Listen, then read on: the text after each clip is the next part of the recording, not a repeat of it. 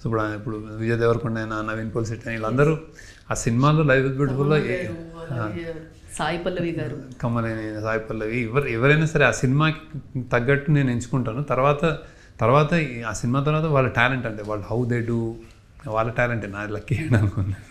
అంటే అలా కామెంట్ వచ్చింది సార్. సో మీ ఎక్స్పెక్టేషన్కి రీచ్ అవ్వని వాళ్ళు ఎవరైనా ఉన్నారు సార్? అంటే ఇప్పుడు ఎవరైనా ఉన్నారా సార్ యాక్టర్స్లోనా? అందరూ అంతే, అందరూ ఎవరి స్పేస్లో వాళ్ళు చాలా బాగా చేస్తున్నారు. అందరు బాగా చేస్తున్నారు, ఎవరి స్పేస్లో వాళ్ళు బాగున్నారు.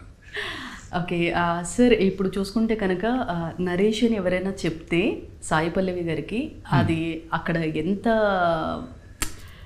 పెద్దవాళ్ళు ఉన్నా కానీ షీ డిడ్ంట్ యాక్సెప్ట్.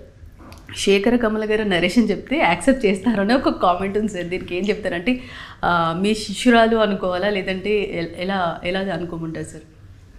అది ఏం లేదమ్మా, యాక్చువల్లీ అది తనకు నచ్చితే అంటే తనకి ఇప్పుడు నేను ఆమెకి ఇచ్చిన రెండు సినిమాలు, సపోజ్ మేము చేసిన 2 సినిమాలు ఫిదా కానీ లవ్ స్టోరీ కానీ అవి చాలా అమ్మాయికి ఆథర్ బ్యాక్ స్టోరీస్ అయ్యి. సో అది అలాంటి ఇప్పుడు నేను ఏదో చిన్న రోల్ ఏదో చేయమంటే చేయదు తన, అది నాకు నేనే ఒప్పుకోదు తనకి తన అంటే తన అలా ఉంటుంది. కానీ నేను అనుకోవడం తనకి అంటే ఇట్స్ నాట్ సినిమా. ఇప్పుడు నేను అడిగానని అట్లా కదా, సినిమా కథ, సినిమా ఏంటి, ఎలా ఉంటుంది అని చాలా బాగా చూసుకుంటుంది, కేర్ఫుల్గా ఎంచుకుంటుంది తను యాక్చువల్లీ. అలానే నేను కూడా ఉత్తినే తన అంటే 2 సినిమాలు చేశాను కాబట్టి ఇది చేయమని నేను అడగను. సో అది పాత్ర బట్టి అలానే సెలెక్ట్ చేస్తుంది.